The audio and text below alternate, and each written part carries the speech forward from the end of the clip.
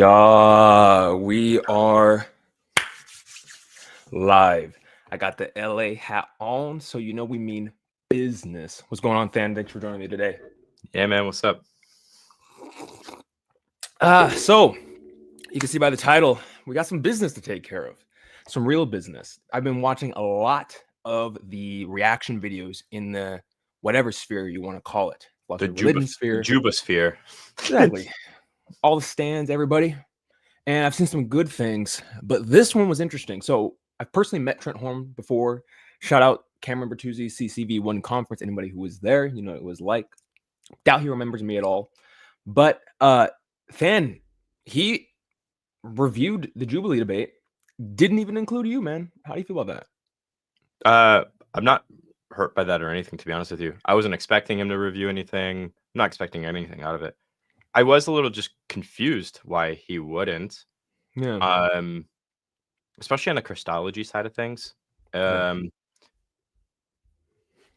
don't really feel any particular way about it. I disagree with some of the stuff he said about, you know, the approach that I might take versus the minimal facts approach, which again adds kind of to the confusion because he said, well, when you're going this route, you're going to have to defend reliability and get lost in the weeds and yada, yada, yada. But then he showed a clip of somebody that wasn't taking the maximalist approach and instead conceded contradictions.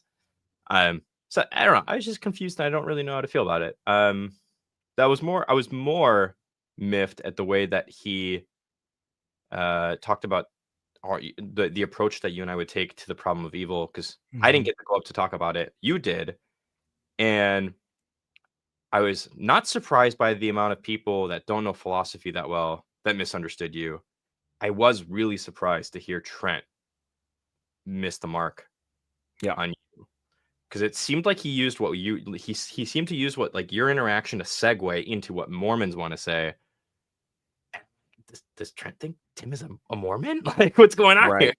So yeah, no, Trent is obviously, anyone who's spoken with him, he's obviously educated in philosophy. So when he reviewed that and we'll get into the clip here, when he reviewed that very, very small, tiny portion of my longer conversation, and used that as a way to, like you talked about, segue into some other these things that he thought were drawbacks, or at least black marks on the whole entire video. I was very surprised by that and actually very confused by that. So what we're going to do is I'm going to play the particular sequence that we're talking about, and then we can go from there and we can talk into some of my hypotheses around why the video went the way that it did. So, all right. Let me share this thing. Actually.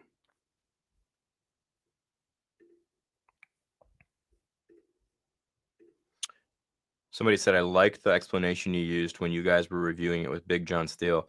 Man, I don't even remember. What's that? Yeah, legit though. Okay. You having some tech issues, bro? Where is the video? I had the video up and then I forgot I checked out on my own video. Do you want me to pull it up for you?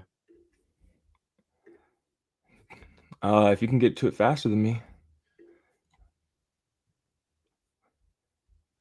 This is what happens when you don't do this. Let's see. I'm already up. You're already up? All right. Yeah, bro. I don't know why it's taking you. You got it? Yeah. Give me a sec. Sure. Tab audio. Boom. Dude, look at you, man. What did I just do? Wait, that's not what I wanted to do. Hold on. No.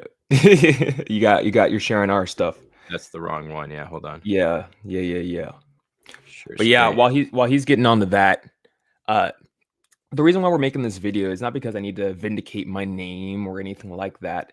It's so that a large channel like Trent's doesn't spread a misunderstanding of exactly what my positions are, nor what I stand for, nor what I was trying to accomplish in that particular video. Okay. Yeah. Perfect. You can pull it up now. And then let's see. Oh, you want Trent's video, don't you? Not this. Yeah. Well, we might as well keep this up too. Hold on. Okay. And there we go. Okay. All right. Do you have the timestamp that you wanted to get to? So it's about like right after this one. Yeah, put it right there. Go back a little bit. Right there. That's good. All right. All right. We're chilling. I can't hear nothing. My brother, there is no audio. Just tell me when to pause. There's no audio. Oh, there's no. What's wrong with you? What's up, It Travis? literally Good to see you, says bro. Good to see you, Casey. tap to share audio. Why is it? Okay, let's try this, I guess. No, that's not it. No. I'm gonna take a sip of coffee. Bro. Do I need to do this? I should have just hosted this. That's the problem. Oh man. Always complaining. All right. Let me save the day here. No, I already got it. Okay. All right. Please tell me this works now. Sound like genocide. There we go. Okay. W in the chat, fam. It's not a stream with Than in it if there's not tech issues. Existence. They denied that God could have made a world free of Not in any meaningful sense a Christian. Well, I disagree with that. I consider myself a Christian. You also see this liberal approach in how some of the participants answered Alex's use of the problem of evil against God's existence, because they denied that God could have made a world free of suffering. And so he sort of just stuck managing this world. Well, the first part is I don't agree with the whole setting up the system part. So I'm not one of those theists that believes that God does this select and pick idea of creating worlds. I don't think that God actually creates worlds. I think that God lets worlds develop according in a certain way, but because God can oversee an overarching narrative, he knows exactly how he can redeem anything. Jacob Hansen, who I previously debated on the Book of Mormon, also appeared in this exchange, and he got to sit down with Alex for an extended discussion at the end of the episode. So did you want me to pause there? Or what? Yeah, just pause it. Yeah. So I hope you guys saw what just happened there, right? If you guys saw the Jubilee video and saw my entire portion of the conversation, like anybody watching Trent Horn's video and they don't watch the Jubilee video is going to get a very, very, very, very false idea as to what I presented. I find the charge of, listen, I don't care about labels, liberal, Christian, whatever. That means something different to everybody. But when he is saying, oh, well, he's a liberal Christian, and so he, his view is that, I got to either deny sovereignty or aseity or something like that, to make this stuff make sense. I got to compromise on certain issues. It's kind of what it is here. Yeah. And God just kind of has to put up with this world, that he has to just stuck manage, which is, it's not I don't think it's a straw man. It's just a misrepresentation. I truly believe that if Trent knew the particular view that I was actually espousing in that moment, that he wouldn't have said this. So I don't think that there's any intentional straw manning going here, but that is so not my view. So any of you who have actually seen the Jubilee video are probably also taken aback like me and Than are, which were like, that's the portion of the clip that Trent chose to show, which gets into my several hypotheses as to why Than wasn't ever included in this particular video, and two, why that clip only was included. And I think it's because Trent's motive for this video was to show that Jubilee did not do a good job of representing the Christian side well against Alex. And I think that he also at the same time was trying to bolster the way in which he would respond to these particular claims if he was an audience member. And I think that I saw a bunch of people commenting saying that Trent actually reached out to Jubilee. And correct me if I'm wrong on this, but I saw a lot of comments saying this, that he reached out to Jubilee to, be a Christian participant. So I'm wondering if it's a two-part thing here, which is, hey, Jubilee messed up by not representing Christianity well. And so he wanted to show the clips that showed that. Than obviously knew what he was talking about if you watched both times he went up. You have to skip my beginning portion to make my particular approach look kind of silly or something that you shouldn't take seriously. And so it's more of a like setting the record straight type of thing. So those are kind of my hypotheses and playing around with, because I have no idea outside of that. I have no idea why he chose to show that particular portion of my interaction with Alex. Than, what are your thoughts on this, man? Yeah, I mean, I at the end of the day, I don't really know. I think it's frustrating. I was just really shocked, like, to for him to throw the label liberal out, because, I mean, let's just call it what it is, because you presented a disjunctive model of creation. I don't know. I don't know Trent well enough to know where he's coming from when he's using those labels or anything like that. Maybe he didn't see this, like, the philosophical side that you're getting at. But even then, I'm like, well, if you listen to the whole thing, he should know that you're familiar with the philosophical literature here and know what you're talking about. I don't know, man. I don't want to think this, but this is just like how I'm feeling as I'm like processing some of this stuff that you're saying right now.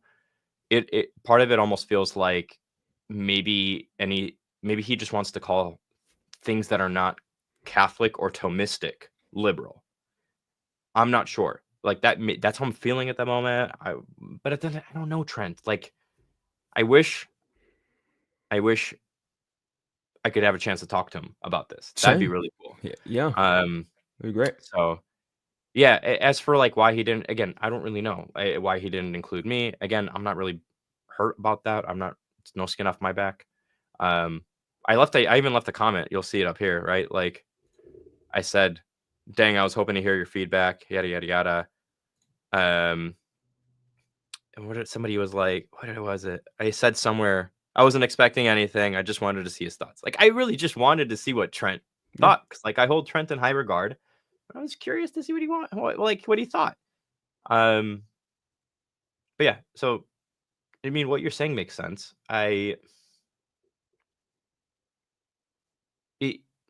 Again, I could be projecting here too, and posturing and all that stuff. I feel like if I was in Trent's shoes or in somebody else's shoes that had like a huge following and saw not only just you and I, but like I said, I think Elijah Wood did well. I think Big John did well. Did I say Elijah Wood? Is that what his name was? Elijah something? His It's Elijah something. Elijah Lamb on Yeah, Instagram. Lamb. There you go. Elijah Wood is an actor. Like, I would see that as an opportunity to like start platforming the next generation and like giving them guidance and help and all this other stuff. And I guess I feel a little sad that instead Trent took it as an opportunity to like dog on people. Yeah, absolutely. I want to share my screen real fast because as I'm looking at the comments, there are still a few of you that still don't know what I mean by God doesn't create worlds and lets things develop. So I want to share my screen on some things here so I can actually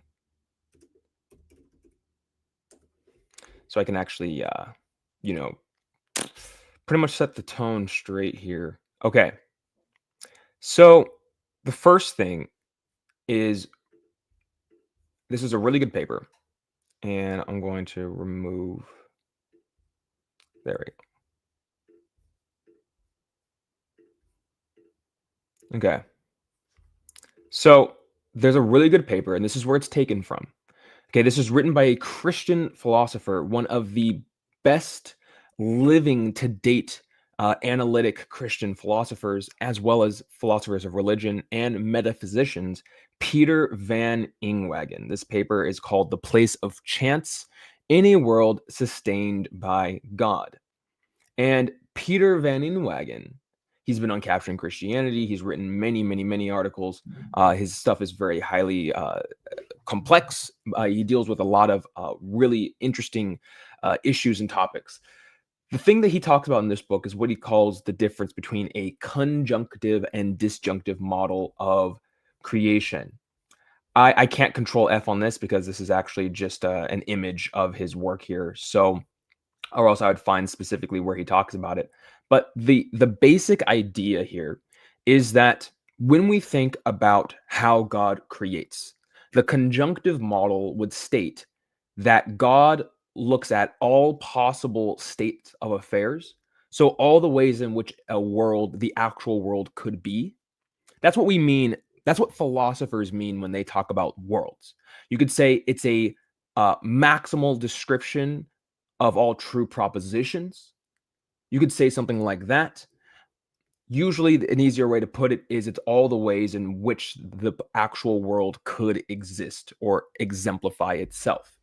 So when I say that God doesn't create worlds, what I'm saying is I don't think that God looks at every single possibility of ways in which the actual world could be, and then chooses the states of affairs exhaustively that he wants to take place in this world.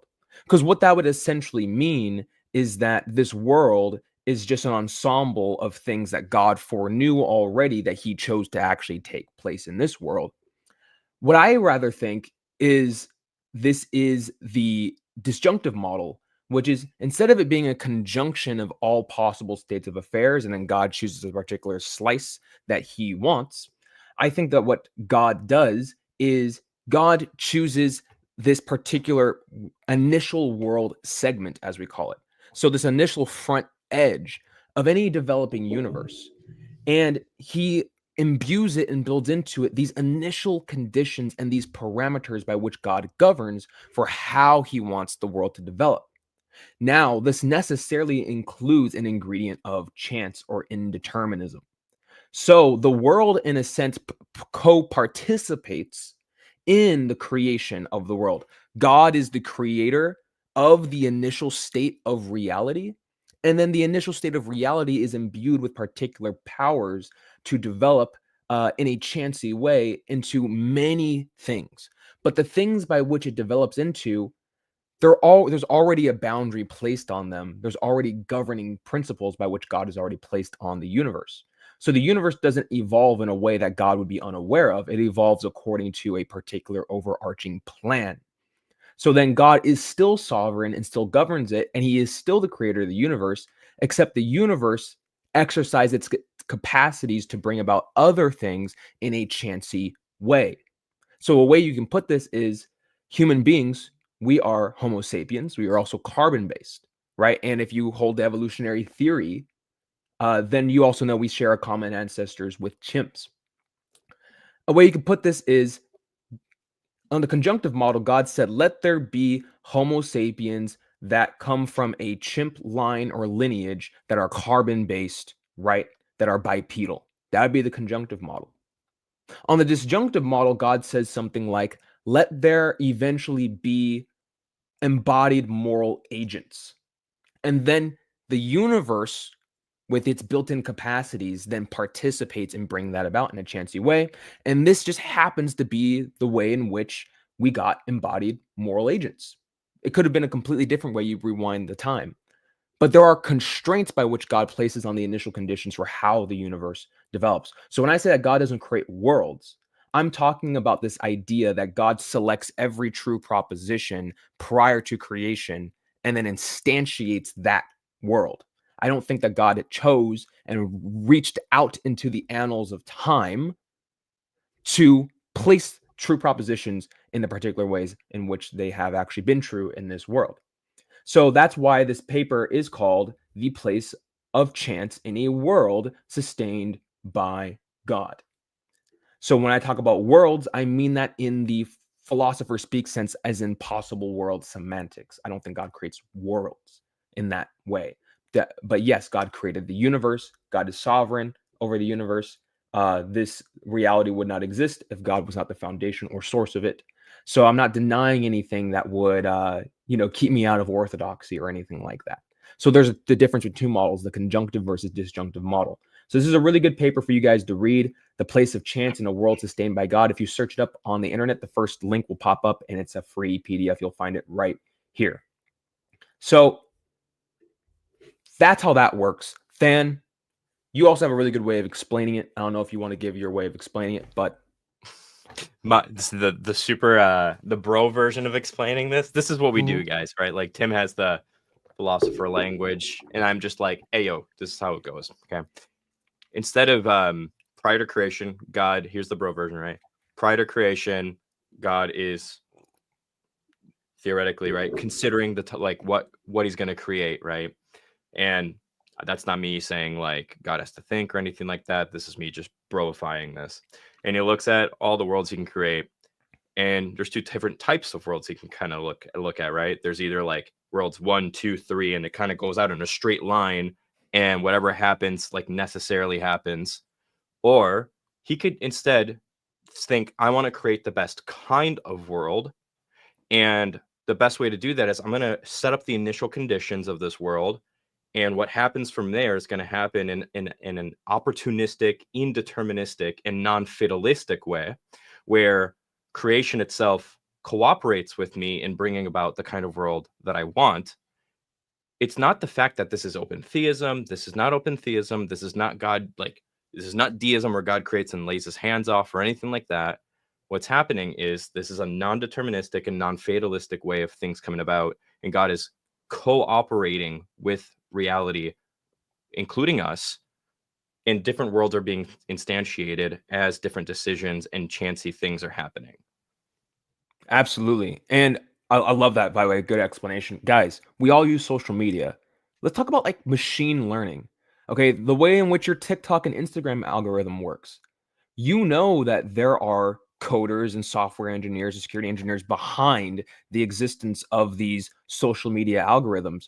However, it learns based on your behavior. So there's something governing it. There is a source, but there's a degree of randomness and chanciness because it cooperates and co-participates with the way in which you use the algorithm. So the algorithm in real time, stochastically, randomly, right, evolves in a certain direction based on the particular conditions that you give it. So the algorithm only shows you the ways in which you've taught it what, hey, here's the post I want to see. But there's still a source. There's still a mind or intelligence behind it that knows exactly how the algorithm is going to operate. There's just a degree of randomness and chance, which is a cooperation between your behaviors, which is the result of will, which cannot be determined or fated. And then the particular properties and the parameters of how the algorithm can work. So another way is you can think about it like that. Yeah. So it's not liberal. It's maybe a model of creation and model of God that Trent might disagree with, but it's not heretical, and it's not liberal at all. Unless like, this is the thing I hate with this terminology too, by the way, Tim. Like the words like evangelical, fundamentalist, liberal, progressive, in my estimation, they've lost a lot of their meaning, and they're just mainly going to be like derogatory terms to refer to somebody that leans slightly more to the right theologically or politically than you do, or slightly more theologically or politically to the left than you do. Yeah. And it's meant to be like a slur rather than really denoting, like, is this heretical? Is this a bad or good thing? Can we just stop with that language? Like, I don't know. It's just the drama. Yeah, absolutely. That's all it really is. It's just like, just cut the drama. Let's talk about the substance. And the importance of this is, if you're still wondering, like, what's the relevance to this, to what Alex said? I mean, what Alex said to me was, well, God sets up the system in such a way where animals are designed to suffer. The reason why I responded to him in that way, where I'm like, well, I don't think that God set up the system specifically so that animals can suffer. I don't think that's what happened, but because there is a large degree of chance built into the way in which creation co-participates in bringing about other things, I think that then chancely it plays out in such a way where we happen to have creatures that have to survive through the process of predation. But this is only temporary on the theistic worldview, because we have tragic beauty now, and in the future, no theodicy without eschatology, if you guys are familiar with that, there's this overarching plan, which is creation is heading towards more and more perfect states, such that there will be this crescendo where tragic beauty ends up giving over to beauty and victoriousness and redemption on the whole. Yeah. So this is just the way in which the universe played out. And another thing I like to think about this is like there could be a near infinite amount of other universes by which God has also created that we'll never come into contact with that don't include the things that we observe here. And so you can kind of do this observer selection effect thing, which is, well, we just happen to be the observers in this world, right? If we were observers in a different world, we'd be observing something different because chances, right, they play out differently, but they play out in a constrained way. Yeah. It is not unadulterated chance. It's chance within a particular benevolent narrative that God is achieving through the co-participation of the universe. And God chooses, I'm going to put this here. God chooses to have the universe. It's not that God is externally influenced and just has to kind of put up with the universe. God chooses to imbue the universe with this capacity. And I would say that there is good reasons to believe that that would be a exemplification of God's love or God's goodness to kind of give that, aesthetic beauty to his creation to flourish in all diverse ways. Yeah, and this is exactly where you even tried to make that distinction with Alex soon after this, where, because he says, well, God creates this world just for animals to suffer. What for? For what? And you say, well, it's not means to ends. And then the conversation starts getting cut off at that point. But that's the whole entire point of this whole system. It's not just this disjunctive model of creation that's like supposed to answer the problem of evil by itself. We're building out a narrative that makes sense of the totality of reality. Yeah. And that's the point that we're trying to drive home here. And so for Trent to kind of just take this little snippet and act like, well, that didn't work. Well, you got to take the whole story together, because how are you going to assess the theodicy when there's just like one part of the narrative that we're putting together and say that's bad? That's like saying, man, I'll out myself a little bit here. I like to watch anime, right? And almost a few months ago, if anybody knows what Baki is, right? If you've ever watched Baki, there's like hours and hours and hours and hours and hours of footage and episodes, right? And it's just buff dudes fighting each other the whole time. Legit. And there's like 2 minutes of nudity where Baki and his girlfriend are nude and they're doing the forbidden dance. And out of all those 2 minutes, my wife decides to come down and sees this, right? What Trent did is the equivalent of my wife coming down, seeing this, me going, it's not what it looks like. I'm not watching a show like that. This is the only time it's like this. And my wife going, you're a pervert. Like, she knows I just like to watch buff dudes fight each other. Maybe that's worse. I don't know. But the point is, right? But the point is, you can't judge the narrative by that tiny little piece, which is a critique we always try to respond with when people are trying to judge our theodicy. And the same thing applies here with Trent. He kind of pointed at one thing, just called it liberal, threw the rest away. No, look at the whole theodicy and system that we've put up. And I think you'll be pleasantly surprised. 100%. And what Than's getting at here is that, like, what's characteristic of the whole here? This very specific, unique piece of this larger puzzle, or is it the entire? Like, we have to look at the entire puzzle. Of course, we have to look at the entire puzzle. And at this particular point in the conversation, I'm laying down my puzzle pieces. I'm trying to move Alex along in a direction. I'm leading him to where I want him to go so he can see what I'm doing. And a big part of what I was doing for Alex is I wanted to separate myself from the rest of the Christian theists that he's used to interacting with on the problem of evil. Even Trent Horn's own interaction with Alex on the problem of evil, Trent Horn takes an approach that I don't endorse.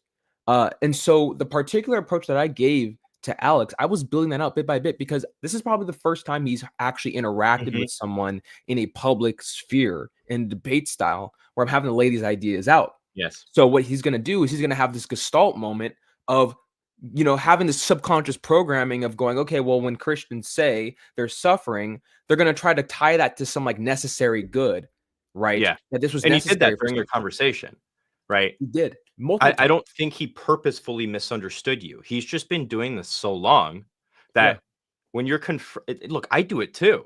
Sometimes I've been doing it. I haven't been doing it as nearly as long as Alex has, but like if I'm talking to an atheist and they're making a point and it sounds really similar to the chain of reasoning that I've heard millions of times before, I'll go, yeah, he's just making this argument. And then I'll stop for a second if I need to get corrected. And the same thing happened here probably, where he just missed something because it's new to him. Because look, let's be honest, Tim, not many people know who we are. And so that's what happened here, in my estimation. 100%. I mean, I even gave Alex a a softball, or whatever you say, whatever that saying goes, whatever it is. I made the runway, simple. I rolled out the red carpet for him when he said, evil has to be necessary. I said, oh, okay, yeah. So you mean is what you're saying is that it has to either be necessary for a greater good or the prevention of a greater evil. I expounded on his own constraints for him. I said, yeah, here's how I understand you. I'm going to even go further. Not only is it necessary, but you mean it in these specific ways, right? And if you notice in the conversation, Alex didn't really even address that part. Like he didn't go, yes, that's exactly what I mean. He said, well, it has to be justified. And I'm like, okay, so he might not be as familiar with what I'm saying here as much as I might have thought that he was. And that's where the conversation built out. But I first wanted to say to him, like, if you believe that, God is going out of his way and picking and choosing animals to suffer, that's not the model of creation by which I'm working with. Yeah. And that was the main reason, like sets up the system. There's another word for this is like, they call it the problem of systemic evil or teleological evil. Yeah. Which is that, like built into the very laws of nature themselves, it necessitates that creatures have to suffer and struggle for survival. And so God creates these laws specifically to do that.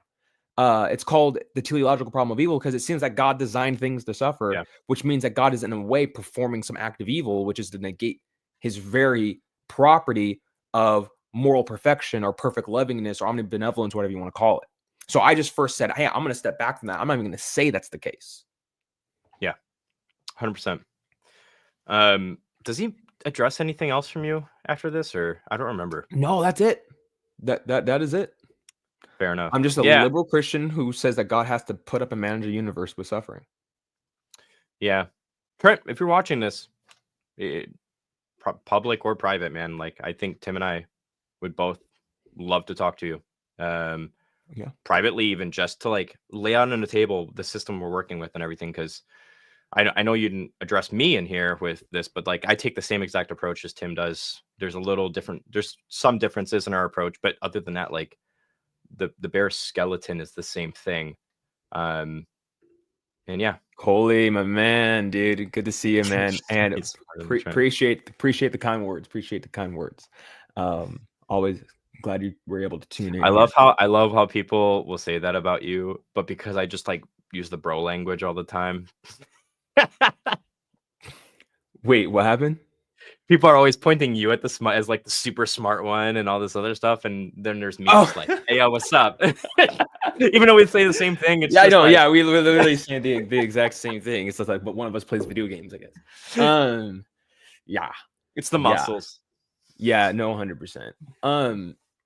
Okay, so let's get in some questions because I've said the things I wanted to say. Dan, what about you? Wait, what? I was sorry, squirrel moment. What? Yeah, no, I'm saying I wanna get in some questions, unless you want to say some more stuff, because I said kind of what I wanted to say. No, I'm good, man. Like I said, I same thing, same invitation to Trent. But with the resurrection, sounds like you're a minimal facts guy. I'm not adamantly against the minimal facts. I don't hate minimal facts or anything like that. But I do think that the critiques that I heard you leverage against, like a more maximalist case for the resurrection, I think the minimal facts has to deal with that same critique as well. Trent, private or public, let's talk about it. I'd love to. Yep, absolutely. So we have to distinguish between world and universe.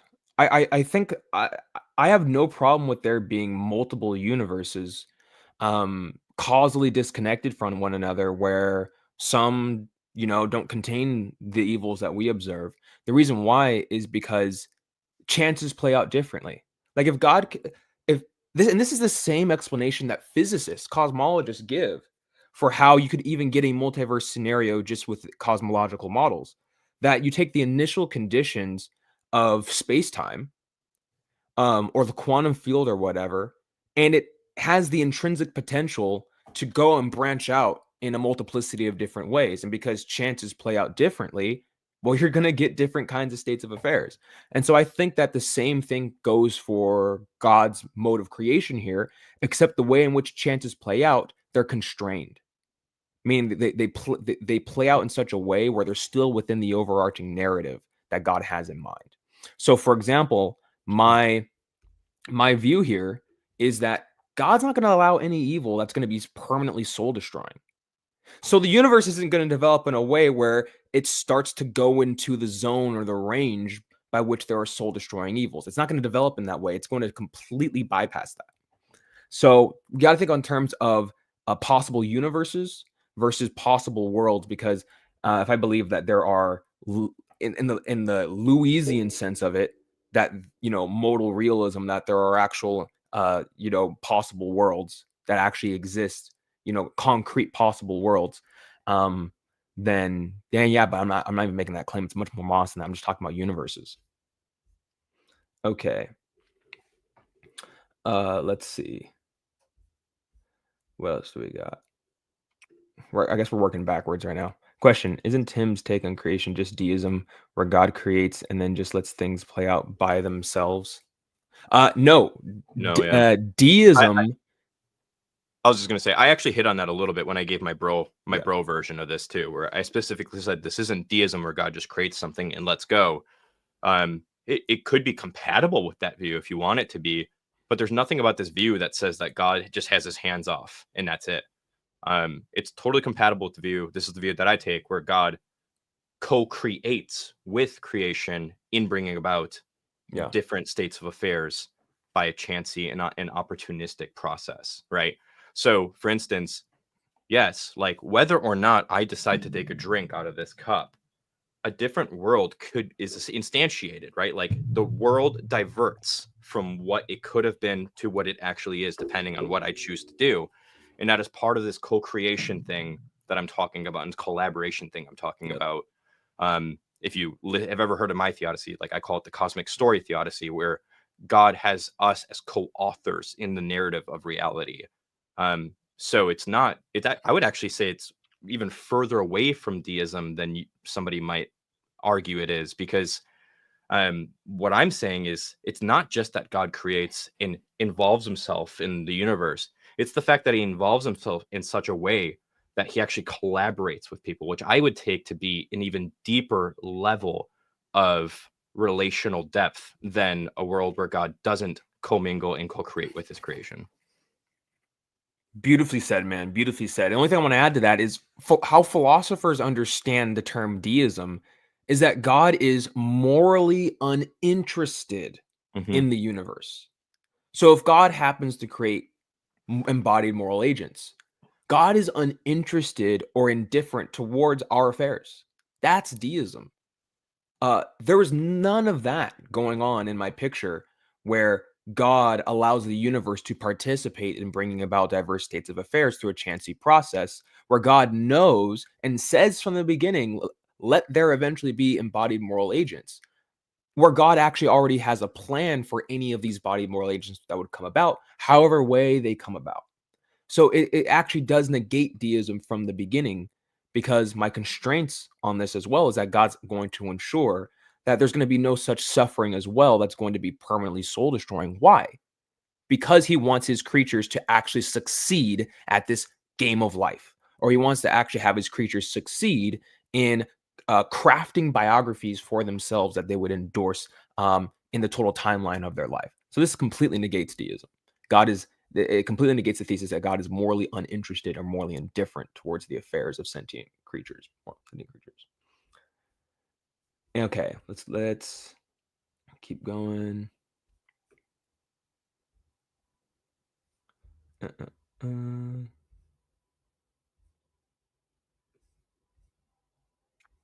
trying to see if there's another one.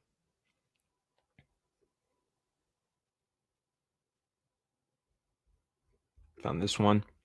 The phrase specifically to suffer does the work here. The work there. That assumes we could have had a world in which animals don't suffer by means of development of the natural world. Is that really feasible? Well, it depends on this. This is where we get into kind of different conversations about the nature of possibilities, right? And I'm skeptical that you could get the same historically contingent nature of, let's say, a crocodile without crocodiles having the particular psyche that drives them to be hunters.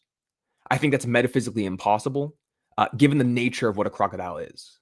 So it would have to be if we were to get animals, and we mean animals just in terms of you know metabolizing organism, and that's it. We would have to do. Shut up, man. I'm sorry. Nobody's gonna know why I'm laughing. It's okay. No. Well, the father in the aisle with his kid is a better. I remember that. Trust me. I still use that one. Okay. So yeah. So we'd have to be talking about something. Coley completely knows different. that. Coley knows why we're laughing. Sorry, I'm starting to cut you off again. Coley knows why we're laughing. But yeah, I mean, there's no way in which you can get the nature of a crocodile without the crocodile being a hunter or being a carnivore in that way, because that's what a crocodile is. So it would have to be a completely different set of laws. This is what philosophers call nomological possibility or nomological necessity, right? And the particular, it just gnomic regularity and everything. This just refers to laws. It's another word for laws or law-like. We just have a particular set of laws that necessitate that these animals have the particular historically contingent nature that they have. Yeah. Okay. Where else? What else we got? What did you even have highlighted? I'm gonna get rid of this.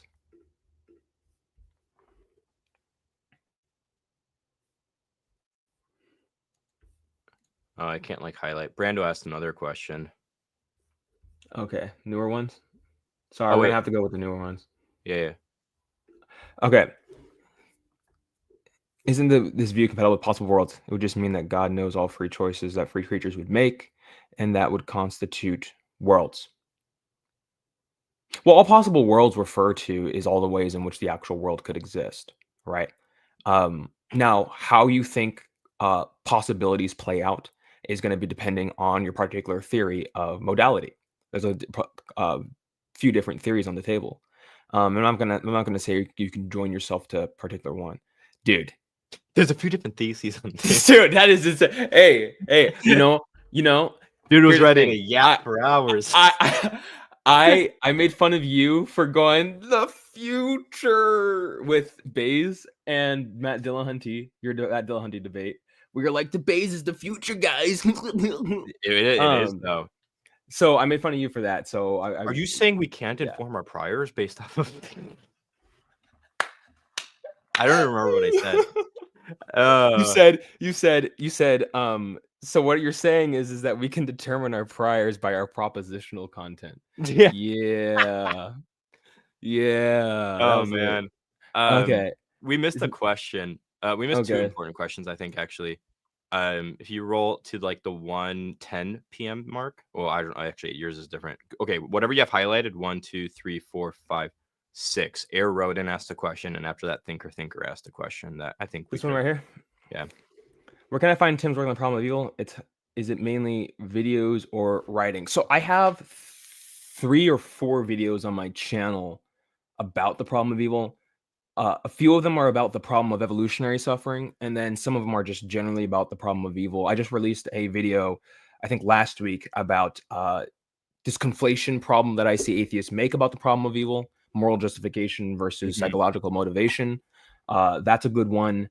And if you want to delve deep into learning my system, you can actually get me to work with you. Thank you, brother.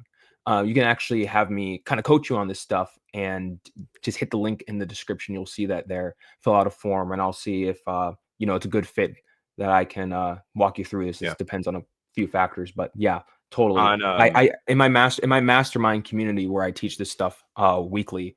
we go through deeper on this. I have a whole course on that as well. So if that's something that interests you, that's there. Tim and I will also be, for those that don't know, by the way, I used to run Exploring Reality. I'll still post there here and there, but I'm actually working with Mike from Inspiring Philosophy now, and Tim and I will actually be posting. This is related to the problem of evil because of the way that Tim and I argue for theism in general. We're going to be putting up a video on Inspiring Philosophy on a ramified approach to our natural theology. I don't know when, probably in the next few months. And it'll be a really good pop level introduction as well to answering the problem of evil, because the same types of principles that we use when we're talking about the problem of evil apply also to what we call our ramified narratological case. So Yep. Yeah. I'm really excited. Let's see. That fulfills his wishes. Yeah, this one. Yeah. I had a response to this. It is, yeah. So think about it versus in two ways. There's God fulfills his wishes in a direct way, and then there's God fulfilling his wishes in an indirect way. So the way in which God fulfills his wishes on this model is through creation, not in spite of creation. So if God were to directly fulfill his wishes, he could just, through an act of mentation, just get what he wants. Boom. And there's no mediating factors between him and getting what he wants. Rather, that'd be the direct way. Rather, this model would necessitate an indirect way in which God influences change in reality, where it's mediated through creation. So God chooses to work through creation to bring about what he eventually wants. And if you're a Christian, you should be so comfortable with this idea. Yeah. I mean, like Jesus having to come about through the line of David. I thought God was omnipotent. Why does he need a biological lineage to bring about Jesus? The answer is he doesn't need to. It's rather that God chose to. Yes. Sorry, I got excited. You got me excited. Keep going. Well, yeah. Well, and if you ask, well, why would God possibly do that? I think Wait it's for our ramified natural theology approach. Yeah. Well, it's like, if you think about a narrative, right? 100%. Like the relational value of God purposefully accommodating his creation, his creatures, and allowing them to participate in the bringing about the greatest possible good, which is the actual incarnation of the source of all reality itself. So if you're a Christian, you're already used to this idea that God mediates his change. Yeah. I mean, the whole biblical meta narrative starts with God choosing a family. Yeah. To bring about the redemption of all reality. And that's why we say things like God needed to do it this way. It's not because this was the only logically possible way God could have done things, blah, blah, blah, blah, blah. It's because of his obligations through a promise he made with a family and the generations to come after that, which is one of the reasons I'm so passionate about a lot of this narrative case stuff that we do, Tim, because it fits so neatly with the biblical meta narrative, and I would argue with our own axiological experiences. So when we say God needed to do it through the line of David, it's because God made a promise. Is a perfect God gonna break his promise to the people that he's made a covenant through to bring about the redemption of all reality and just wash his hands and go, forget that? No. So 100%. And it's much more beautiful than you might think at surface level. 100, and that's what it is. Like reality might be even greater than you possibly imagined it, and that's the way I like to put it too. I wanted to pull up this one comment. I think this is a good one. Would a good analogy for your worldview of creation be a game of chess? There is a set beginning set of rules for pieces and set finality, checkmate, stalemate. I love this because yes, chess already has built into it from the start, from the minute you say go. Chess already has the terms and conditions for the game set.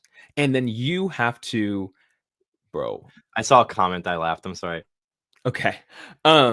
You have to abide by those rules. That's why there's called legal moves and illegal moves in chess. So if you're going to play a legal game of chess, the terms and conditions are already set for you. So your degree of freedom, your constraints are already set for you, and then your degrees of freedom are determined by those constraints. But within those constraints, you can basically move how you please. And so imagine God setting up reality as the terms and conditions, and we're moving how we please. But we can consider the illegal moves to be the boundaries God sets for what will develop and what won't develop. Yeah, and another analogy too, if this one's a little just doesn't land for some reason. Another one that I use is just imagine the eschaton being I don't know. I was gonna say Florida, but I'm like, meh.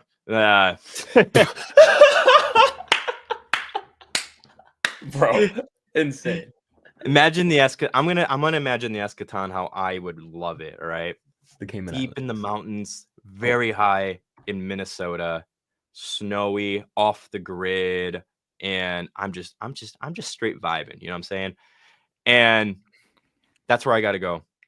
The GPS is the path to get there, but I can divert and go all which way I want to, right, to get to the eschaton, which is my Minnesota cabin where nobody knows where I live and that I don't exist. And the boundary conditions are like the fact that there's roads there, I have a vehicle, and I'm not going to drive on top of trees and all these other things. Like there's all these rules set in place, but I have total freedom about how I'm going to get to that end state, if that makes sense. That's just like another analogy that I use because chess has a lot of rules in it and it might get really confusing. That one just minimizes a lot of the clashes if it helps land the plan. Yes. And that's a good way to think about it. And I think that a lot of the times people get worried about this view because it almost might be in a sense that like God's not in control or God's being surprised or something like that. And this is all volitional. Like God is choosing all of this. He is, I mean, that is the character of meekness. It's like, listen, you really think that I couldn't get, what I want without a mediating cause? Like that's not God. But I choose to out of love, out of value, out of that which is important. And so that's the idea here. And okay. There's another question.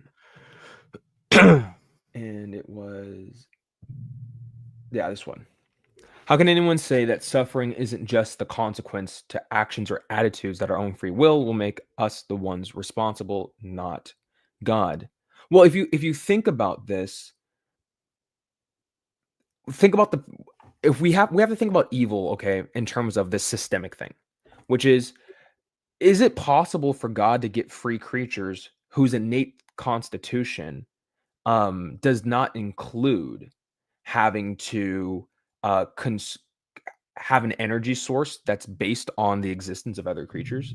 Like we know, for example, that this Israeli study was published last year, 2024, that sorry guys, I'm a evolutionary creation, whatever the heck. For the first 2 million years leading up to Homo sapiens, we were hyper carnivores and apex predators, using our wills, right, to consume and eat animals. And it is required that we have some food source that involves protein. If you think that free will requires that innate constitution, it doesn't. Yeah. But we happen to have free will in this way where, hey, if you're going to survive, right, you only have a limited set of options, right? So the idea here is that the system necessitates that creatures exist in a competitive environment to harm each other, to survive, to gather resources, things like that. Now, if you say that it wasn't this way prior to the fall and it was this way after the fall, I have my own exegetical reasons why I don't believe you can even make that case. But even if I grant that case, what you're telling me is that God is responsible for the punishment of two individuals sinning, to then reorient the system that God has created so that predation is now the norm. That doesn't actually help anything. So you didn't actually cause that, because it's not, you weren't the one that rearranged nature so that animals have to eat each other. You know what I'm saying? Where Yeah. humans have to compete for resources. Like, you didn't reorient nature that way. God did on that view. So it doesn't help. So punting the free will in this way might explain, like, oh, I have the ability to do ill or to do good, but it doesn't explain the system itself, which is up to God. Right. And this is why one of my big complaints when it comes to Christians trying to approach the problem of evil is this like all or nothing approach to theodicy. It's like either free will or it's soul building. But it's like they're not mutually exclusive. All of these things are really expected if God exists. Why not just, maybe I'm biased, right? Maybe why not just do what Tim and I do? Build out a narrative and go, yeah, well, the probability like a story like this, if God exists, is going to be really high. You know what I'm saying? But the point I'm trying to make here is a lot of these things are not all or nothing. Free will is not mutually exclusive to any sort of theodicy. It's going to be a puzzle piece of explaining the whole narrative that is the mystery of reality.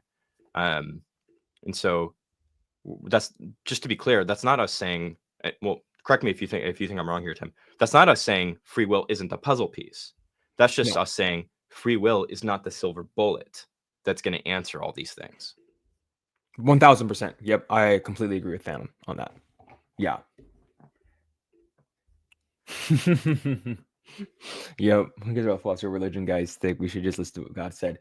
Did you see? No, you probably didn't. There was this. I love how you're learning that I just don't pay attention. Yep. I'm catching on, man. There was this fundamentalist, like, Christian YouTuber, I think like around 50K subs or something like that, 45K, and he hated my part because I didn't bring up the Bible, and he said I wasn't a Christian too. So it's very interesting. But this is kind of what he said, though. Yeah, very interesting. Why wouldn't Christians just wait for Christ to explain it himself rather than strain to explain who he is on behalf, setting themselves up to possibly look foolish? Isn't that a lack of? There's a comment 2 or 3 down. Faith that compels us to need to provide subpar explanations to justify ourselves. I mean, no. That's the short answer. No. Because here's the problem, right? Yeah, it's kind of weird. You as a Christian, if you're a Christian, right, you have what I would call a moral obligation to fulfill the Great Commission. Yeah. Part of that comes with answering objections and arguments against the faith that we have and the hope that we have. The word faith is not this blind assent that we have to some proposition. If you read the word faith in its biblical context, I like to say the closest like English word we have is fealty. Much like in the medieval periods, a knight would pledge his fealty to the king or queen, undying, unwavering loyalty. That is the word faith, right? And so in that light, this isn't a lack of faith that we're giving these arguments. I'm not giving these arguments because I need to satisfy and justify myself or anything like that. I'm giving these arguments because I truly believe these things. And therefore, I'm answering these objections in light of my moral obligation to fulfill the Great Commission. Hope that helps. I love that. Good freaking job on that one, man. Yeah,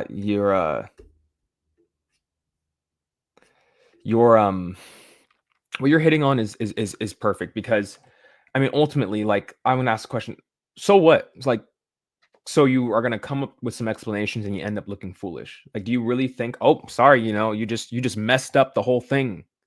Yeah. Like, you really think that you could?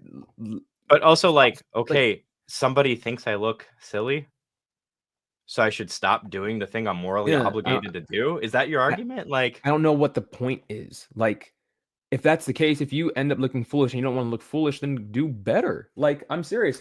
And I don't mean that in a bad way, but I got 3 books here that I've read multiple times to flesh out these details. Like, if you think that my case somewhere isn't addressing Like and is it making cognitive contact with what's actually at stake here? Then you would let me know, like give me objections, right?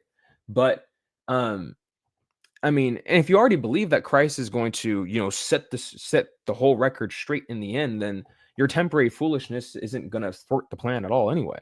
So you might as well just research as much as you can and make as much cognitive progress in this area. I don't see what's at stake here if you end up looking quote unquote foolish.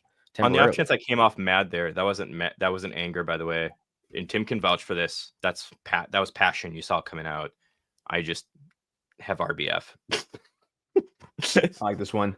So do you guys think appealing to the cumulative weight of theodicies is good in saying just one? The cumulative theodicy approach is good because mathematically, in contemporary probability theory, also known as Bayesianism, we know that the cumulative weight of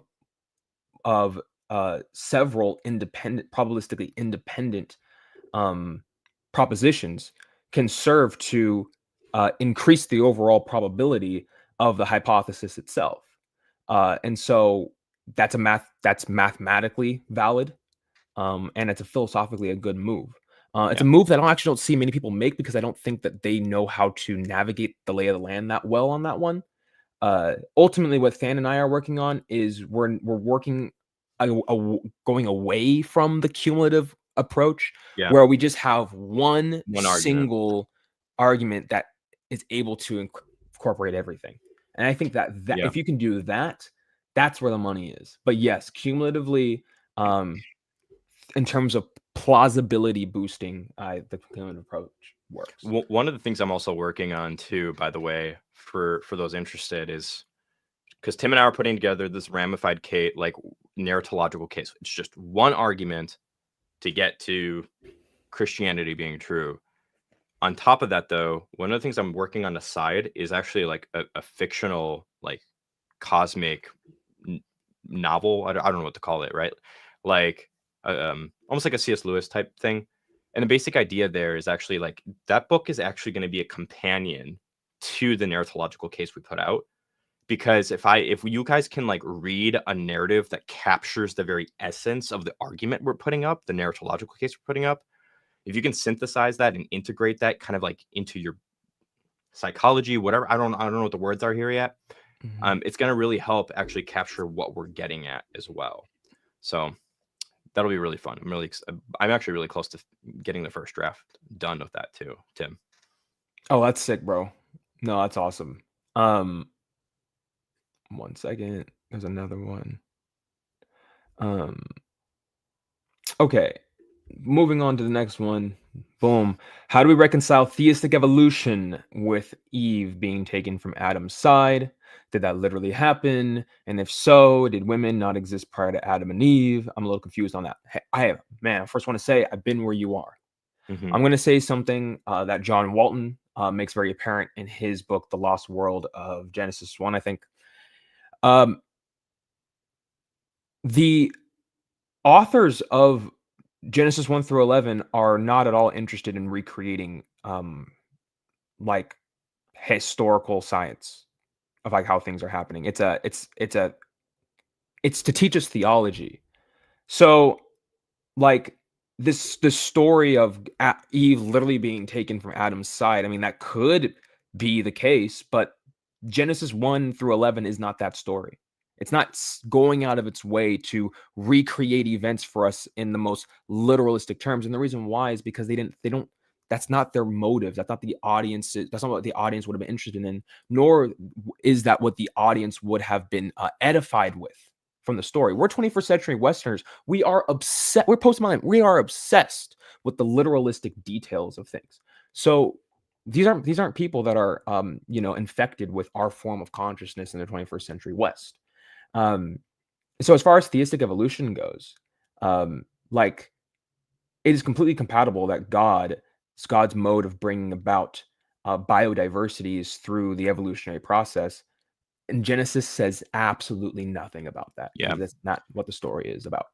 To quote one of my favorite thinkers out there on this topic, there's a couple theses on the table. Oh man, I'm sorry, man. I'm sorry. this is gonna be a long run. This is gonna be a long run. I'll make it really short, okay? Specifically when it comes to Adam and Eve, you can have your Adamite hypothesis, which just says something like Adam and Eve were the first humans, right? That's on the table. I don't hold that position. Then there's the pre-Adamite hypothesis, which says that Adam and Eve were not the first people, and within that camp, you have two sub-hypotheses: either at the special creation one, or you have like the election one, right? So you can say something like, for instance, Adam and Eve were the first humans who were elected to be the first priest and priestess of Eden and eventually the world because of the dominion mandate. So Adam and Eve were the first priest and priestess. They're put into the Garden of Eden, which has cosmic temple imagery and all this other stuff included, which if you have questions on that, feel free to email me. And the basic idea is that they were supposed to bring Eden out to the rest of the earth, and they failed. That's one view. The other view is the same exact thing, but instead of election, God just specially created these two people independent of the biological chain that exists outside of them. Both of those are compatible with the biblical story, though, because the biblical story doesn't tell us exactly what happened and how it happened.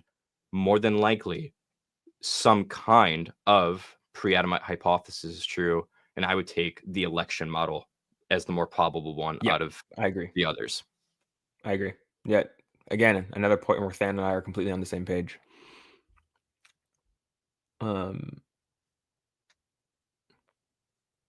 Let's see. Functional. Sorry, I wasn't paying attention. Here, you can answer. The functional. Oh, so yeah. This is the functional view is that's a really broad category. In this particular instance, it wouldn't really be called the functional view because this is particularly about the origins of Adam and Eve. The functional view is typically like a vocabulary you use to talk about what the imago Dei is, or like the image of God is. In Genesis, I think it's 2. I don't remember off the top of my head. Genesis 2. And I take the functional view because right after "let us make God in our own image," you see the next verse that follows is talking about what humans are supposed to do, which is go have dominion over the earth. Yep. That's good. What does Abraham believe that God counted for righteousness? What? I'm trying to. Abraham believed and God counted it as righteousness. Yeah. Believed in God to fulfill his covenant promises to him. It's not about the existence of God, right? Abraham's belief, if you read both Hebrew and so you can like even read the Septuagint and see the mirrors for the Hebrew Bible that the word's used here. The word again is for covenant fealty and loyalty and trusting God to fulfill his covenant promises, not blind belief in some proposition without evidence that God exists. In fact, they even had evidence that God would fulfill his promises because Israel recorded their history in covenant with God, and they have this this repeated history where God would fulfill his promises and fulfilled the consequences as well that he promised Israel if they did not fulfill their end of the covenant. So there's no lack of evidence here. I even have a whole video on this, by the way, on exploring reality, on what the word faith really means and how to understand it within the biblical meta narrative. I don't know. I think the thumbnail probably says like faith is not belief without evidence or something like that. Once you see it, you'll get it. So very good, very good. This one, our background assumptions are pretty different, but it seems like your guys' view is pretty strongly committed to incompatibilism, libertarian free will, and perhaps a denial of predestination. I think you could spin this stuff to work with your theology if you're a Calvinist. I do disagree with that theology, but if you fall within that category, I think you could spin it in such a way, aside from the disjunctive model. Yep. The special creation, would that make sense with why God didn't want the Israelites to intermarry with the Gentiles? No. The do not intermarry aspect is about Yahweh only worship and not wanting Israel to fall within pagan worship, which was a chronic issue in Israelite history. Okay. And I would avoid that train of thought too, because you're kind of creeping up on dehumanizing other people groups outside of the Israelites, and that's going to create a lot of issues in your theology, I think. Yeah. What happened to the fall then if evolution is true? I don't see a conflict here. Um I don't. Dan, are you seeing what the conflict is? So if you take the fall to be where the origin of sin is and the origin of physical death and all this other stuff is, there's a conflict, right? But if you don't take the fall as recorded in Genesis 3 to be that thing, then there is no conflict. Yeah. And that's a very new view of the fall as well. If you look into the history of Jewish and Israelite thought, they actually thought there was like multiple falls, at least 3. Really good scholar to read on this, Michael Heiser. Like, there's the angelic fall, there's the Adamic fall, and then you can even point to the divine council fall, where if you read like some of the Second Temple period works like Enoch and stuff like that, like Israelites thought these divine beings that rebelled against God actually taught humans how to make weapons and how to fight with each other and all this other stuff. There's a lot of stuff that needs to be sorted through when it comes to that kind of stuff. And that's why I don't think there's any tension here, unless you're going to take this in a way that I would say shouldn't be taken and is a really new view relative to the history of Christian and Jewish thought. Yeah, I mean, ultimately, right? Adam was given this representative role to be the one that was supposed to lead. If you think about the origin of Israel's history here, I mean, look who Adam is. He's the representative that Yahweh is choosing to lead his people into further progress, into union with Him, and to spreading that to the rest of the world. Adam fails in that, and it starts this process of God, Yahweh, having to raise up a multiplicity of leaders throughout the history of the Old Testament, as we read. That's the way I see it, and I don't see that being at all in conflict with, at some point, humanity collectively, quote unquote, rebelled against that which Yahweh desires for them and the way in which they are supposed to live. So the way I see it, right, is imagine, right, you have a community of humans, and the status quo is Grog hits Gog over the head because Gog has a goat or something. He has some resource that he wants, has some wood. And God goes, hey, guess what? I'm going to take the animal out of you, and I'm going to go this way spiritually with you. Now you're actually culpable for these things.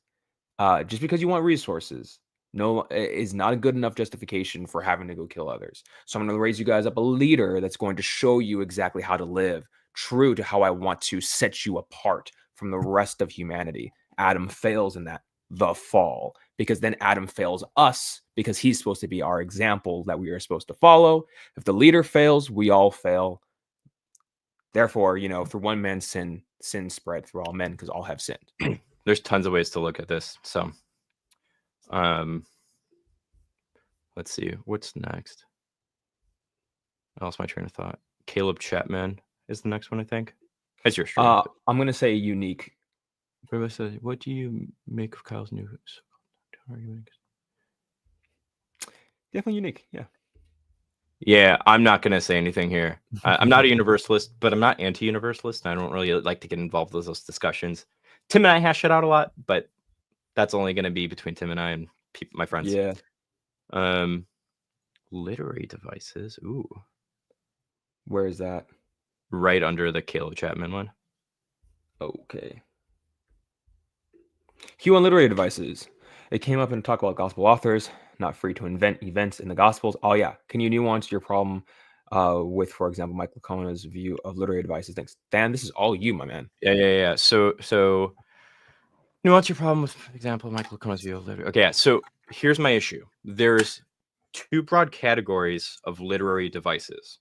There are fact-changing literary devices and non-fact-changing literary devices. Here's the easiest example to like grapple with to get yourself familiar with what's going on here. Here's one distinction: achronological narration versus dyschronological narration. So let's just say yesterday, I worked in the morning, and then I went to the gym at lunch. Then I picked up my son after school, had dinner with my family, and went to bed. Right? That's the sequential history of that day. If I am going to achronologically narrate that day, I might say something like, yeah, yesterday I went to the gym and I picked up my son and I had to work and I had to have some family time with my wife and kids. And man, I was just tired and went to bed really early at the end of the day, right? I didn't really say anything about the sequence of that events. I just told you what I did that day without telling you when in particular that sequence of events happened, right? I'm not changing the facts at all because there's no temporal language connecting one event to another. It's just conjunctive and that's it. This chronological narration is going to be something like, oh yeah, yesterday I went to the gym right away in the morning, and then I decided to work, and then I picked up my son. But it all culminated in this awesome dinner that I had at the end of the day.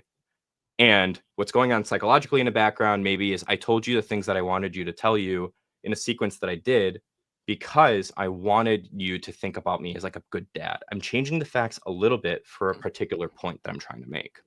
That is fact-changing literary devices and that's kind of the view that Mike Licona takes on a lot of these issues.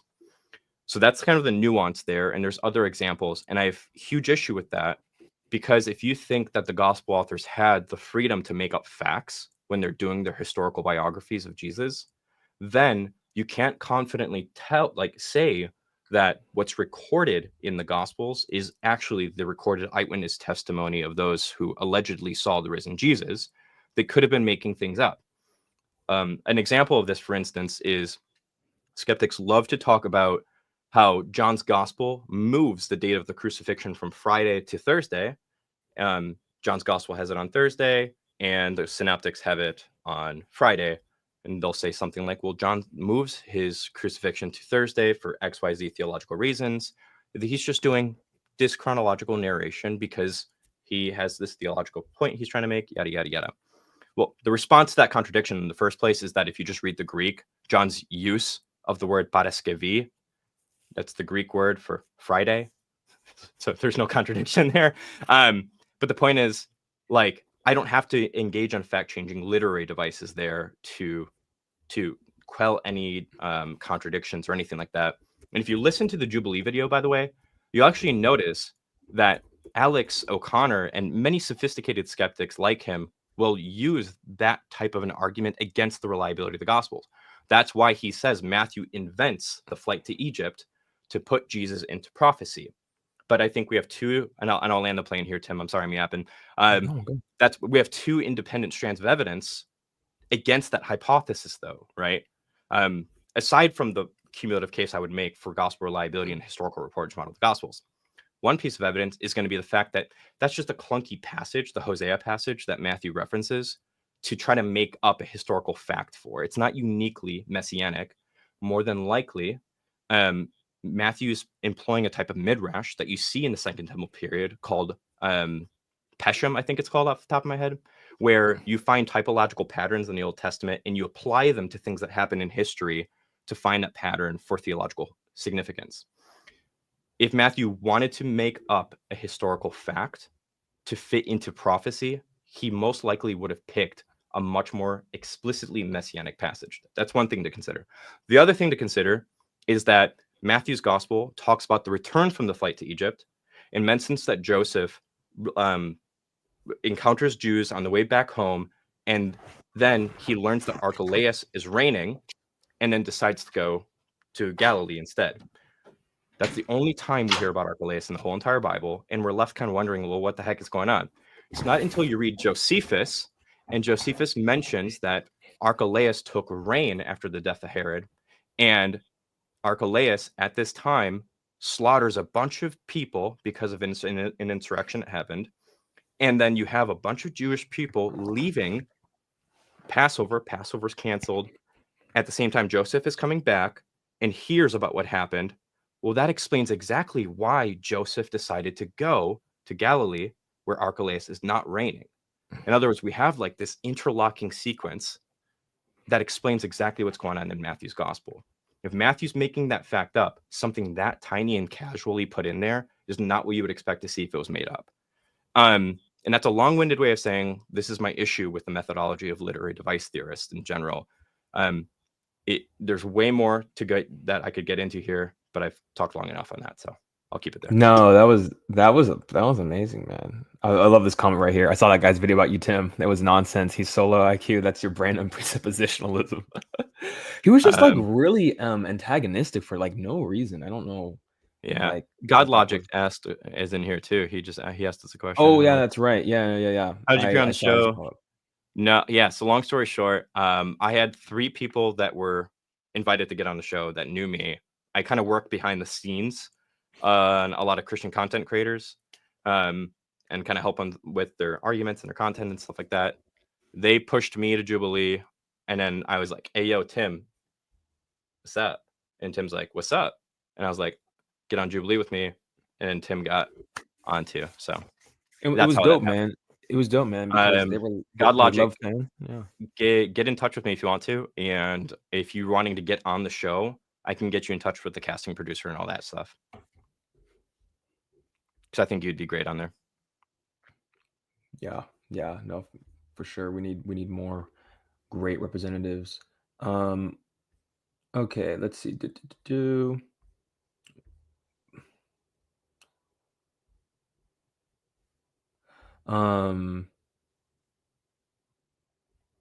That's funny. He's here. I looked at his You say it like that. Well, because I saw his video pop up and I watched it. And like, bro, like you exposed yourself, man. Like you had no idea anything I said. I don't know if that's a flex in your book, but usually you go and do research if you don't understand what someone's saying. I don't know. Not a really good look for that's like what the atheist community is represented by. That's not a really good look. It's one of intellectual laziness, if you ask me. No shade, man. Just saying, like you might want to change your marketing there. Okay. Be great. Dang, and you watched it 3 times and you still don't know what I'm talking about? Bruh, you are, dude, not a good look, man.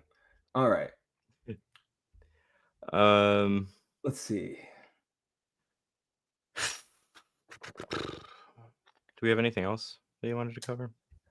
No, because the same people are talking, and I'm wanting to get into some new stuff, but we don't got any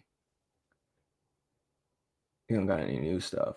I will say it's very vindicating seeing comments when people having people address the fact that Alex rhetoricked his way out of my conversation with him on the resurrection.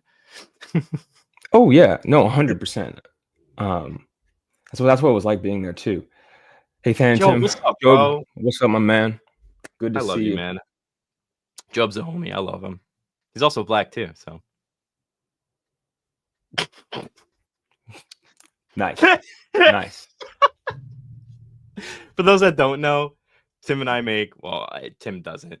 I make lots of black jokes with Tim, and it's hilarious. And it makes it's our love language. It makes our friends in our group chats that are white super uncomfortable, and it's hilarious. It is so fun to do that. It is so fun. Yeah, mess with your white friends. It's a fun thing to do. It is hilarious.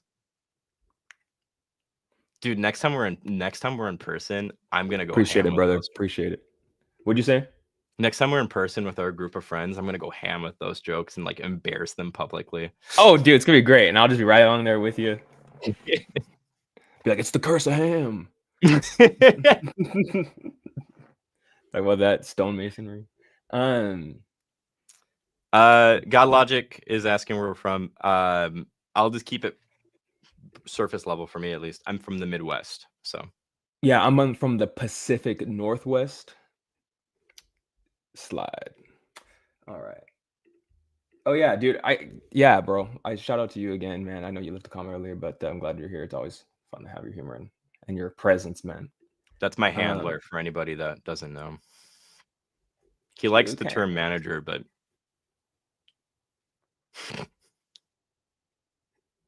Likes the term manager. Yeah. Likes the term master. Oh, no, I call him my handler because he has to also like make sure I behave in public. that is so funny. Yeah. I still want to see a Than rants, man. That would be so fun to just like take the Dude, hassle. But I might have to Matt leave him. hears Matt just like you do. Matt hears my unfiltered rants, and he loves them. He like literally sends me stuff knowing it'll trigger me just to hear like a 10-minute voice memo. Ooh, we got another comment. Here you go. Q. Would it be that even under indeterminist, chancy world, God, because he's justified by the feasibility, can still control some parts of the indeterminacy, like a maximally dope chess player? Yeah, the words stochastic control do not negate each other. Again, that's why I talk about machine learning algorithms. That's an example of something under stochastic control. Absolutely. Okay.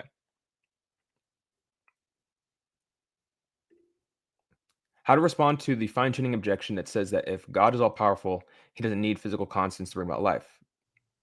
That's not part of the argument that Tim and I would endorse, that God Mhm. needs to set up things Yeah. in such a way. So Yeah. No. Yeah. So again, if Than and I are Swinburnians, meaning we think Richard Swinburne, he's pioneered the best form of natural theology by duplicating the most rigorous structure of inference. It's the inference that actually makes science itself, and duplicating that to make a case for God. And what Swinburne says is that the engine of any kind of confirmation for theism is going to be based on God's actual his good nature, his nature that is driven towards instantiating the good, bringing about the good. God's omnipotence allows him to have access to bring about all possible ranges of goods, but it's not the omnipotence part that is doing any of the heavy lifting. It's the part that God is good and he's motivated towards things that are valuable. So even if God doesn't need the physical constants, right? The question we should be asking is there something valuable about organized complexity like we observe in the biosphere, where that is also in intimate connection with the grand formation and scheme of the governing principles of the universe?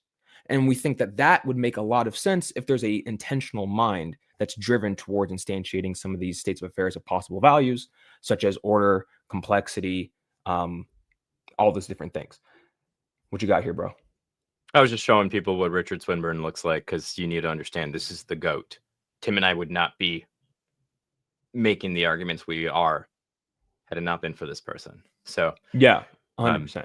He is the must read philosopher, as well as Trent Doherty, for a lot of the stuff we talk about. 100%. Yep. Agreed. In agreement. Okay, let's see. We got any? I saw Tim. We need to link up, bro. Dude, we totally do need to link up, man. Dude, oh my gosh, dude. If I met you in person, bro, and Than and I were all hanging out, dude, with Michael and everything, dude, it would be lit. I'm telling you, man, it'd be a lit time. I need to vlog that stuff because that'd be funny. Alrighty, I already know. Getting up to some stuff. Okay.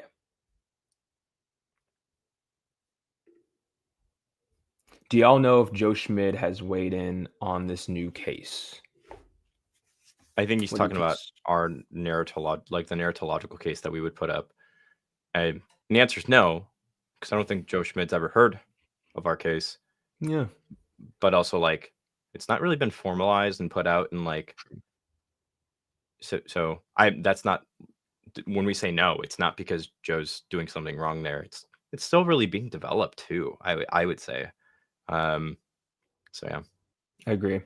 Is there a theodicy that appeals to the existence of evil being necessary to perceive both evil and good, or is that not the case? I mean, let's see. If we're talking about how evil must be a precondition to perceive both good and evil. After they perceive that, there's something you could say where knowing the depth of evil, and being acquainted with that, uh, can drive someone to cling with their lives to the good. It's kind of this idea where you knowing the depth of evil can give you a new perspective for how grateful you are, and it can push someone to only want to be involved and encapsulated, and immersed in the good. That could be a potential reason that you could identify the vastness of evils in the world, which is that there's going to be some time slice in the later than direction where creatures have a recovery period from evils, where they can then reflect on their lives and go, man, I because that sucks so bad, I want this good thing so much over here, where through our own wills we would enact, on our own volition, to only be inundated with the good. I think you could say something like that. Then what do you think, man? I got distracted. Whatever Tim said, it's probably right. Okay, what was that book you referenced on the creation story about Adam and Eve and Adam's side? Was that what I referenced? I just Lost mentioned World John of Adam Walton. and Eve. Probably Lost World of Adam and Eve by John Walton. Yeah, John's whole Lost World series is a good series of books to work through if you want to understand the Bible a little bit better. I don't agree with everything John Walton says, but it's like, as with any book I would ever endorse, right? But the whole series is a good place to start. I would also, again, a must read if you want to understand even the whole biblical meta narrative, The Unseen Realm by Michael Heiser. Tim always gets mad at me, always glazing Heiser, but dude, he's a Heiser glazer, man. All right, what form of Trinity do you guys hold to? Monarchical. Yes, monarchical. What about you, Sam? I'm undecided, to be honest with you. Okay, that was easy. Yeah, I have commitment issues. That's all right.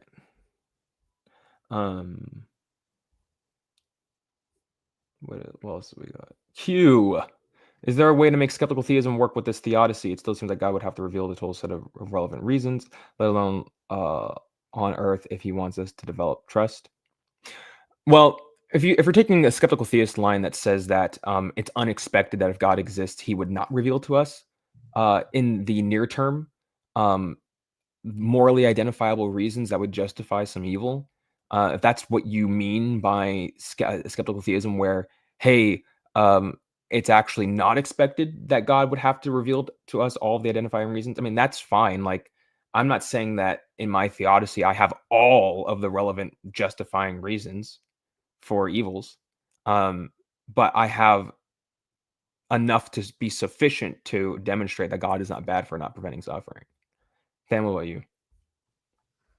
Yeah, gosh, it really just depends on what you mean by skeptical theism, because there's just so many models out there that like I can't answer this like without really knowing what you mean by that phrase.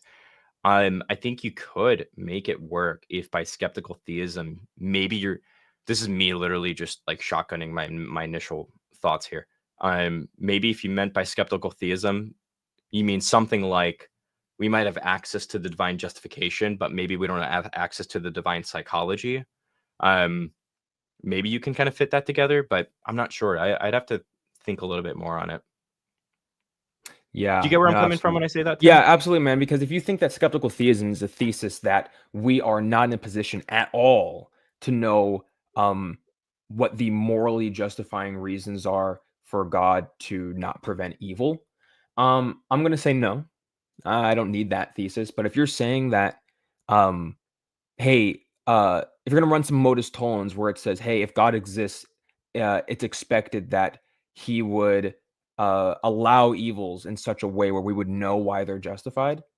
I think that if you're forming a skeptical theist response to say, hey, prevent defeater, that like, hey, listen, I don't think that it's expected that if God exists, we should then just have direct, immediate, near-term access to the relevant, morally justifying reasons for evils. If that's what you mean by skeptical theism, I can get on board with that, but I still believe that we can provide reasons, because I don't want to fall into Doherty or Clement Haga's arguments that all of natural theology is now bunk, if we are going to take the stance that it's completely inscrutable as to God's reasons for evils, because then it's also inscrutable for God's reasons for good. And we need that to actually make predictions on theism. My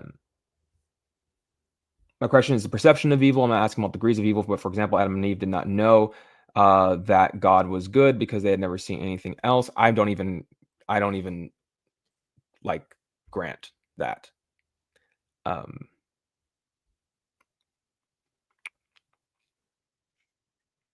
I mean, yeah. So I don't know if I would agree with that reading of the text there, but if all you mean by this is that like evil is an epistemic tool we have to understand the good, right? I'm not against that. It's just not going to solve it's not going to solve the question as a silver bullet in the same way that free will is not going to be a silver bullet. It seems like that's just going to be a little puzzle piece. If it is like a sound principle, it's still just going to be a little puzzle piece in the total narrative of reality to explain it. Yeah, that's good.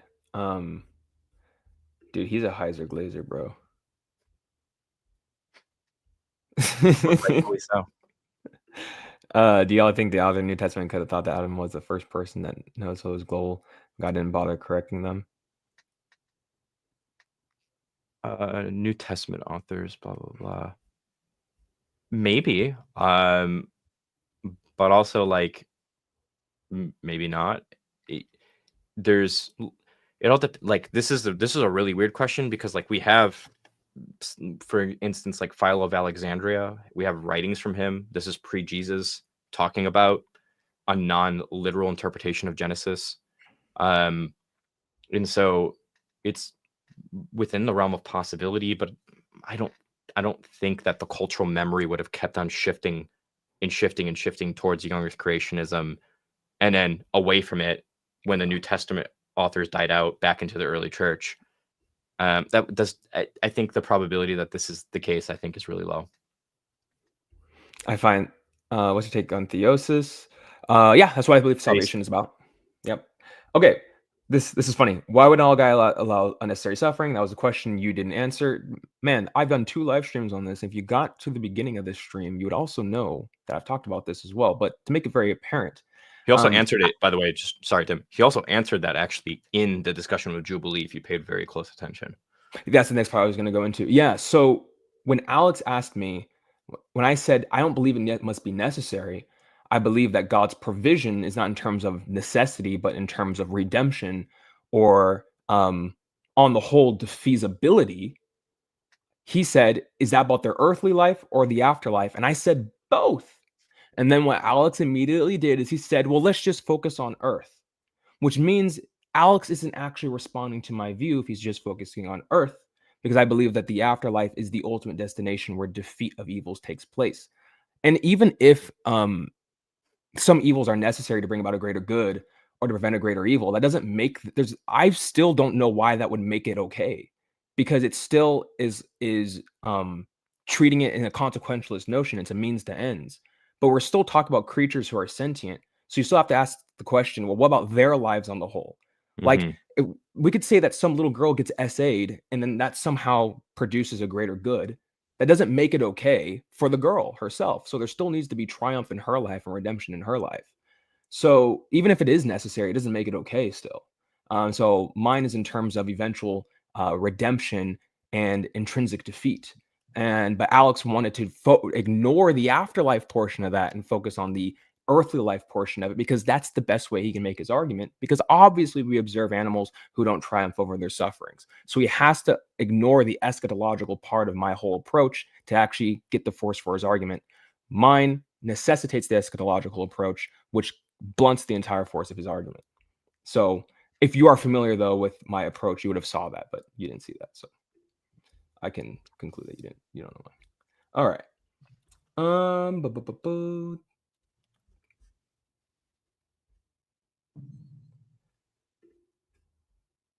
If it's possible to please God without faith, but God decides whether or not he answers your faith to him, how does that constitute to goodness? And what is faith but a pleasure to him? Then I want you to look at this one. Oh God, decides whether or not he answers your faith. And how does that constitute to goodness? I'm trying to like understand the question. Okay, so let's start here. Maybe the impossibility of pleasing God apart from faith is stemmed in your actions groundedness. Like, what are your actions in your heart posture grounded in? If I'm just doing a bunch of stuff to elevate myself, and by the way, Tim and I have had like in our personal circle reasons to talk about this specifically. If you remember, like my path to emptiness comment that I told you about, right, Tim? It depends. It all like what is your heart posture and motivation, right? Like if I did all the stuff I do right now, but it was apart from faith in God, in service to God, and in covenant fealty to Jesus, then what's the point, right? Like that's the whole entire point that the biblical authors are trying to make when they say it is impossible to please God without faith. So when you say, but God decides whether or not he answers your faith to him, I'm not sure what you mean by that. Because if I don't know what I really don't know what you mean by that, to be honest with you. The best way I can kind of interpret that, maybe Tim, you have ideas, is something like God was revealing himself to you when you want him to, or something like that. And if this is a divine hiddenness question, we can get into that. Yeah, I think that's I don't know. And faith, but a pleasure to him. If this is just kind of like a God is an egomaniac that wants us to worship him kind of a thing. Frederick Chu has a really good paper on whether or not like God commanding worship, if he even does that in the first place, is a bad thing or not. I would recommend that. It's kind of a weirdly worded question, so I don't really know where to go. Sorry, that's the best I got. All good. I want to address this one. So you're saying that all animal suffering will be redeemed. I think the first LDS guy who talked about consciousness had the best argument there. So the problem with the consciousness argument is that consciousness can be evidence for theism. But as Paul Draper cites, there can be specific facts about consciousness that aren't evidence for theism. So God, it's very easy to imagine how it fits well on theism that God creates conscious creatures. But the question becomes, why did God create the kind of conscious creatures that actually know what it's like to go through such suffering, where they can actually conclude, I wish I was never created? Why that kind of consciousness? I remember there is an instance of evil where a little boy was malnourished, abused, beat, and died from his unattended wounds by the age of 6. What do you think he was concluding in his mind going through all of that? Why that kind of consciousness? So what Alex is going to be talking about is this more systemic aspect, which is built into the system of consciousness. It's like God could have created us as conscious creatures still, but just like not that aspect of consciousness. So if you think consciousness is evidence for God, it's this kind of consciousness that we're talking about. So there has to be a redemption. There has to be, like, for us to speak well of God's non-prevention of that little boy's suffering, there has to be a permanent age of that person, of that little boy's life, where he finally comes to the conclusion, no, my life is worth living. I do see how God loves me, and my suffering was for naught. And I believe that that can be extended to animals in an afterlife scenario, which is the point I was trying to drive to Alex before I got cut off. So that's the main thing you guys got to watch out for, is just saying consciousness, oh, it's ever for theism, doesn't actually outweigh some of these potential defeaters that the atheist can draw.